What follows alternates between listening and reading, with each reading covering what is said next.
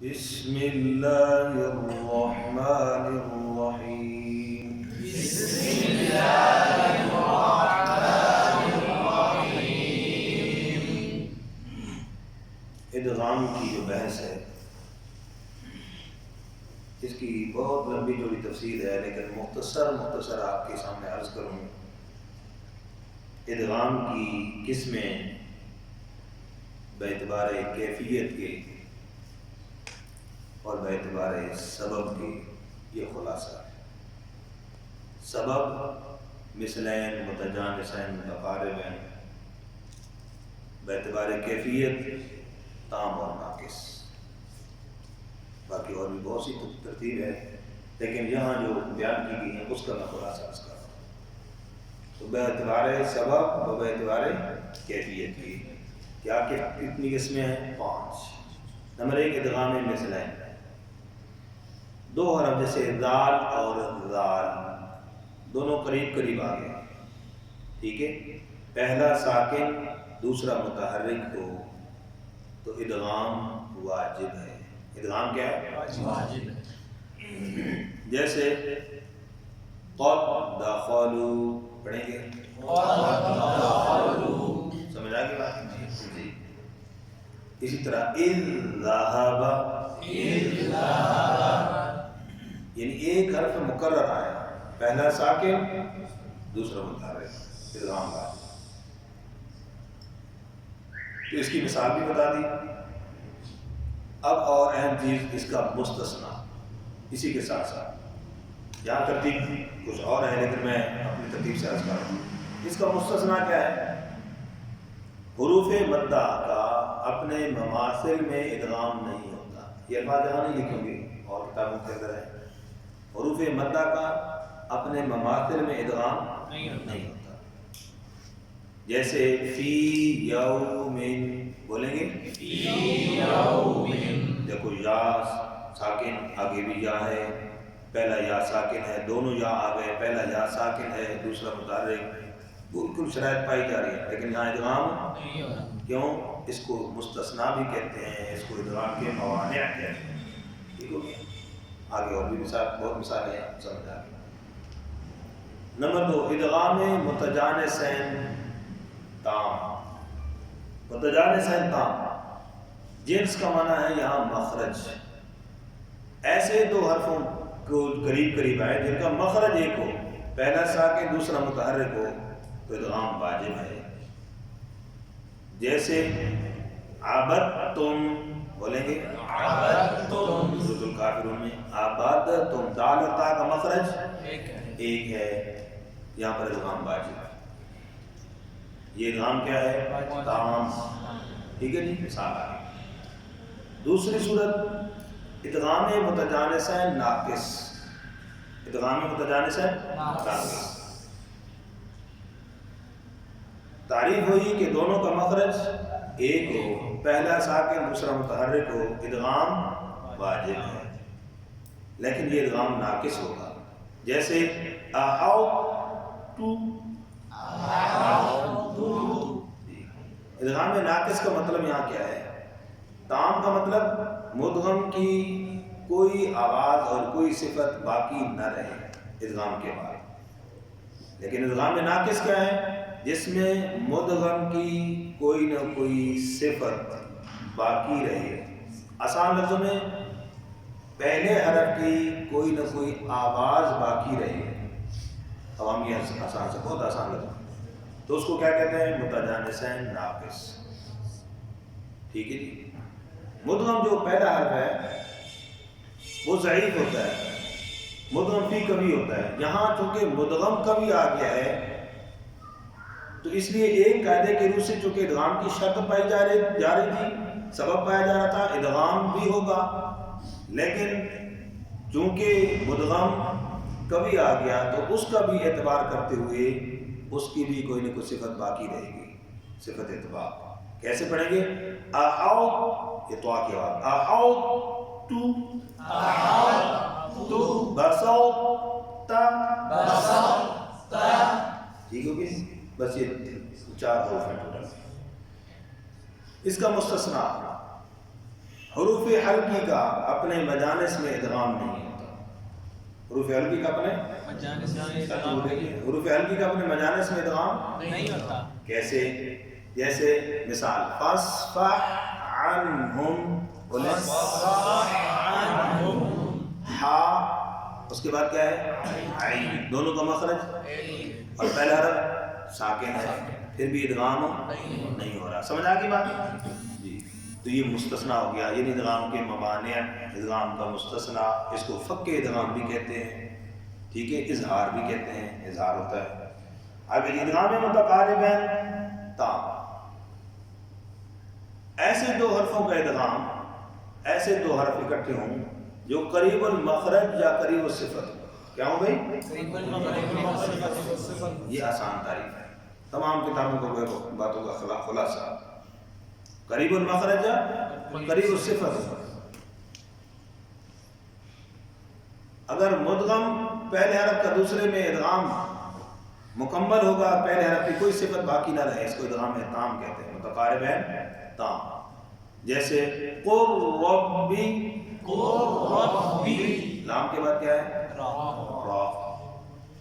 تو یہاں پر لام کے بعد باقی نہیں رہی، ادغام تام. اور ناقص، جیسے ادغام ناقص، اسی کی تعریف وہی تعریف ہے، لیکن ادغام متقاربین کا ناقص کی مثال کیا ہے؟ الم نخلقکم، لوگ میں قاف کی آواز آئے گی، کم میں کاف کی آواز آئے گی، ٹھیک. نخلقکم، ان کا مستثنا کیا ہے؟ حروف حلقی کا. جیسے اس کا مجانس کیا تھا؟ حروف حلقی کا اپنے مجانس کا مستثنا، حروف حلقی کا اپنے مجانس میں ادغام نہیں ہوتا. یہاں حروف حلقی کا اپنے مقارب میں ادغام نہیں ہوتا. جیسے لا تزغ قلوبنا، بولے غین کے بعد کیا ہے؟ قاف. لیکن اور پہلا ساکن ہے، دوسرا متحرک، اور ادغام متقاربین کی شرط کے اعتبار سے سبب پایا جا رہا ہے، لیکن ادغام کیوں؟ مستثنا ہے، موانع ہے. ٹھیک ہو گئے؟ یہ ادغام کی 5 قسمیں آپ کے سامنے آ گئی، متقاربین تام، متقاربین ناقص اور اس کے مستثنا. اور اسی طرح ادغام زیادہ تر تو تام ہی ہوتا ہے. ناقص یہ 4 حرف ہیں، جیسے طا کا تا میں، اسی طرح نون کا واو میں، اور نون کا یا میں، اور قاف کا کاف میں. ٹھیک ہو گئے؟ اس کے علاوہ یہ جو بحث ہے جزری کے اندر، جو بات ہے اس کے اندر لام فعل کا را کے سوا باقی حروف میں ادغام نہیں ہوتا. یہ بات اس بحث کے اندر نہیں لکھی، جزری کے اندر لکھی ہے. لام فعل کا را کے سوا کسی اور حرف میں ادغام نہیں ہوتا. جیسے قل کی لام فعل ہے، قل ربی، اس کا ہوگا. لیکن قل نعم، وہاں بھی لام کے بعد نون قریب المخرج ہے، ادغام نہیں ہو رہا، کیونکہ اس کا اصول دوسرا ہے. اسی طرح فالتقم، اور وہ فعل کے اندر جو درمیان میں لام آتا ہے ان کا بھی ادغام. جعلنا، لام کے بعد نون ہے، ادغام نہیں ہوگا. تو یہ چند باتیں ہیں ادغام کے حوالے سے. کتنا ہوتا ہے؟ جی. اور مد کی بحث تھوڑی سی مختصراً عرض کر دوں. مد کی اسی کے اندر ہی مد کے حوالے سے حروف مدہ کتنے؟ 3، واو، الف، یا. مد کی 2 قسمیں، اصلی، فرعی. اصلی وہ جو سبب کی محتاج نہ ہو، جیسے حروف مدہ با محتاج نہیں ہے.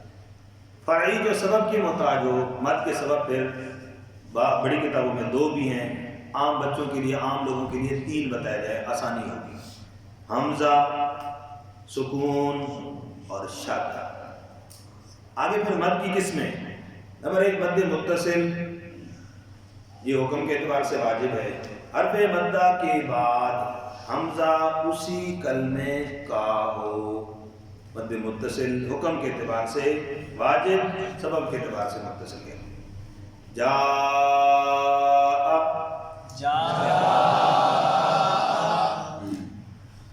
آگے مد لازم کی قسمیں، یہ مد واجب ایک بتائی، پھر مد لازم کی 5 قسمیں۔ مد لازم کلمی مثقل، حرف مدہ کے بعد شد اسی کلمہ میں ہو، جیسے دابہ،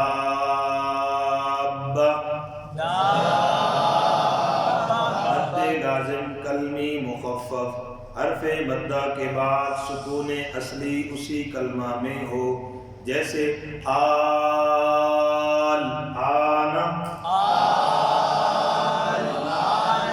مد لازم لین، مد لازم 3 حرفی مقطعات میں حرف لین کے بعد سکون ہو، جیسے عین، یعنی عین مریم، عین شورا، 2 ہی مثالیں۔ مد لازم حرفی مثقل، 3 حرفی مقطعات میں حرف مدہ کے بعد شد ہو، جیسے الف لام میم میں پہلی میم، کون سی میم؟ پہلی میم۔ طاسین، اس کے اندر بھی پہلی میم۔ یہ 4 اس کی مثال ہیں مد لازم حرفی مثقل۔ آگے مد لازم حرفی مخفف، 3 حرفی مقطعات میں حرف مدہ کے بعد سکون ہو، جیسے قاف،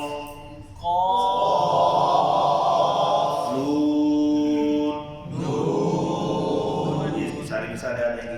آخر میں مد منفصل، یہ جائز کی 3 قسمیں، اس لیے میں نے ان کو علیحدہ بیان کر رہا ہوں۔ مد منفصل، حرف مدہ کے بعد حمزہ دوسرے کلمے کا ہو، حمزہ کیا ہو؟ دوسرے کلمے کا ہو، تو مد منفصل کہتے ہیں، سبب کے اعتبار سے منفصل، حکم کے اعتبار سے جائز، جیسے اِنَّا أَعْطَيْنَا،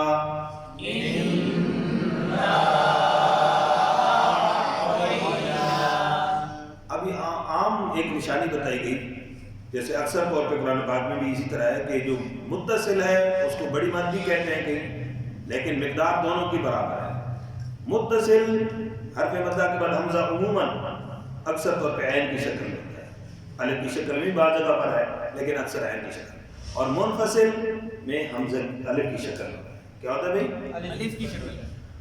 مد عارض وقفی، حرف مدہ کے بعد سکون عارضی ہو، یعنی وقف کی وجہ سے ہو، جیسے الحمدللہ رب العالمین، ٹھیک؟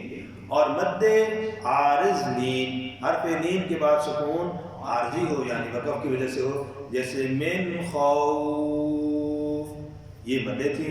متصل منفصل کی مقدار کیا ہے؟ توسط ہے۔